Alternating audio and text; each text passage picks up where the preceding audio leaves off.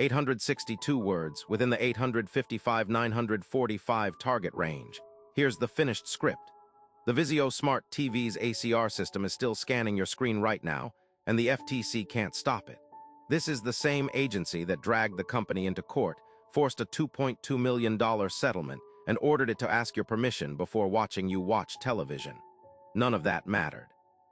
The system built to survive that order is the one running in your living room tonight, quietly pinging a server every few seconds. And there's a log file proving it, one your TV was never designed to let you see. Here's what ACR officially is. Automatic content recognition. Every major smart TV maker, Vizio, Samsung, LG, Roku, TCL, installed some version of it starting around 2014, and it now ships on almost every television sold in the last decade. The pitch was simple.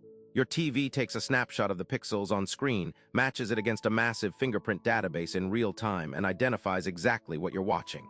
Cable, streaming, a DVD, a video game, even a friend's laptop plugged in over HDMI. Doesn't matter the source, it still fingerprints it. Officially, it exists to power personalized recommendations. That's the story on the box.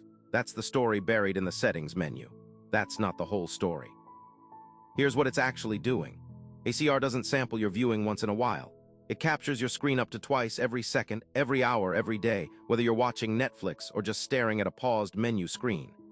Each snapshot gets converted into a content fingerprint, tagged with a persistent identifier tied to your specific television, then transmitted through a telemetry handshake to servers where it's matched against a reference database and logged permanently.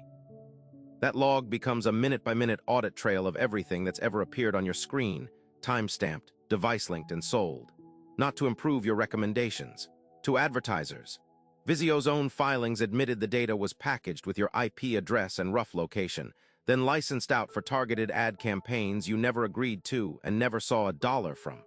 The FTC caught this in 2017. Vizio had been doing it since 2014 on roughly 11 million televisions without ever clearly telling owners what the software was collecting or who it was selling to. The commission called it exactly what it was, unfair and deceptive trade practice. The settlement demanded something specific. Vizio had to get affirmative, opt-in consent before collecting this kind of viewing data going forward and delete what it had already gathered without permission. Real consent, not a checkbox. Not a EULA nobody reads. On paper, that should have killed the program entirely. And here's the part nobody reported. The regulator already knew this fix wouldn't hold. The settlement never banned ACR outright. It never required the feature to default to off. It only required a consent screen, and that consent screen was designed by the same company being regulated.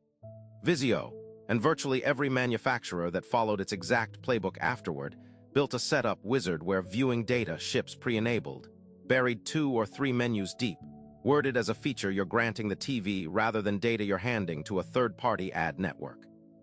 Click Continue during setup, which almost everyone does because they just want the television to turn on and you've legally consented. The FTC's order is technically satisfied.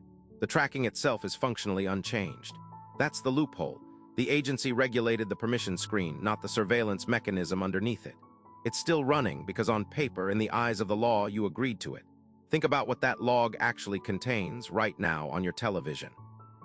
Every show, every channel you flipped past at 2 in the morning. Every gaming session on a console plugged into that same TV. Every time you left a streaming app open in the background while you did something else in the room. All of it time-stamped, tied to your household and sitting in a database you can't access, can't audit, and can't delete, because you technically opted in during setup, maybe years ago, in a menu you clicked through in 4 seconds just to watch a movie. Turning off viewing data in settings today doesn't erase what's already been logged. It only stops new entries from being added. The historical file stays exactly where it is. So who's actually looking at that file? Not you can't request it, and no manufacturer publishes a portal to see your own history. Not fully the FTC either. Their authority effectively ended the moment that consent screen went live, because compliance is compliance, whether or not a real human ever read it. The people with real access are the advertisers who license the data, and the manufacturer that profits every single time your TV correctly identifies what's on your screen.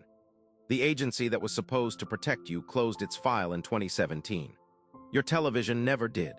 So the only real question left is this: if the consent already happened, in a menu you don't even remember clicking, who exactly is left to stop it now?